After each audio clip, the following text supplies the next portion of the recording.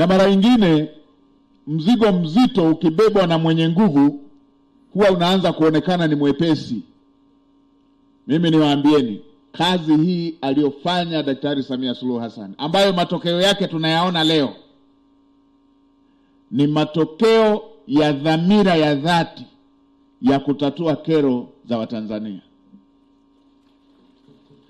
Hii imetokana na kujituma kwake, lakini pia ikiongozwa na dhamira ya dhati ya kutaka kuona maendeleo endelevu ndani ya nchi yetu.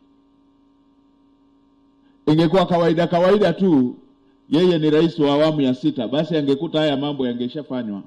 Ingekuwa mepesi tu, yangeshafanywa. Leo tunavyoongea tumeonyeshwa jengo hili hapa, na Mheshimiwa Naibu Spika akasema na kule Babati. Niwaambieni, ndani ya kipindi cha takriban miaka 4 na sehemu hivi, amejenga majengo 143 ya utawala kama hili hapa.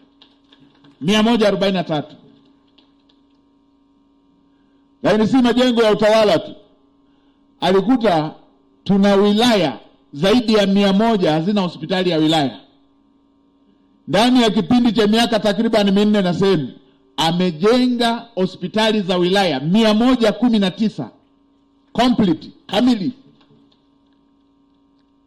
zenye hadhi ya hospitali ya wilaya 119 ndani ya kipindi cha takriban miaka 4 na sehemu hivi. Kulikuwa na makao makuu ya tarafa hazina vituo vya afya na kata za kimkakati. Ndani ya kipindi cha takriban miaka 4 na sehemu, amejenga vituo vya afya 649.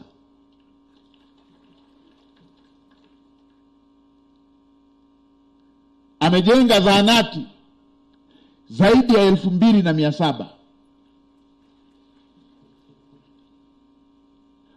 Vifaa vya uchunguzi wa kibingwa, tulikuwa na MRI Dar es Salaam tu, yenye hospitali zilikuwepo pale, ukiweka na za hospitali binafsi zilikuwa kama 6 hivi. Sasa amenunua hospitali zote za kanda na za rufaa MRI. Hakuna mambo ya kusubiria kwamba kwenda kupata vipimo hivyo mpaka Dar es Salaam. Kulikuwa na CT scan kama 12 hivi. 12. Kwa mpigo kanunua 32. Kwa hiyo kila hospitali ya mkoa ina mitambo hiyo ya uchunguzi wa kibingwa.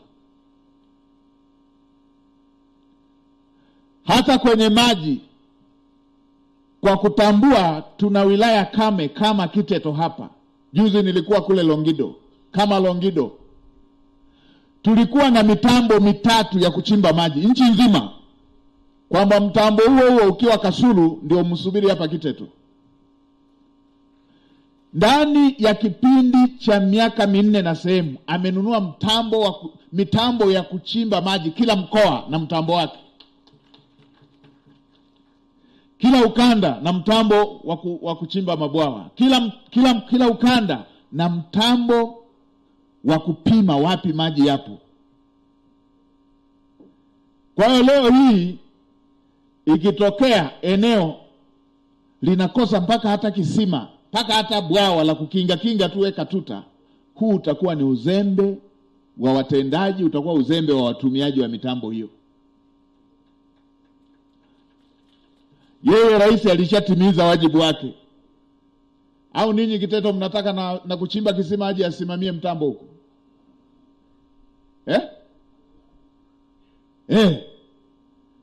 Ametimiza wajibu wake. Na mimi ndio maana nafuatilia kuona kazi zinafanyika katika maeneo yetu. Tulikuwa na shida za shule. Mheshimiwa mbunge wetu ametupa takwimu za shule zilizojengwa hapa. Jambo hilo limefanyika nchi nzima. Kwa nchi nzima amejenga madarasa 79 kwa mpigo. Shule za msingi zaidi ya 2700. Shule za sekondari zaidi ya 1300. na shule moja kwa kila mkoa maalum kwa ajili ya wasichana, na shule 103 maalum kwa ajili ya mafunzo amali. Hii ni kazi inayofanywa na kiongozi anayejali ustawi wa wananchi wa nchi yake.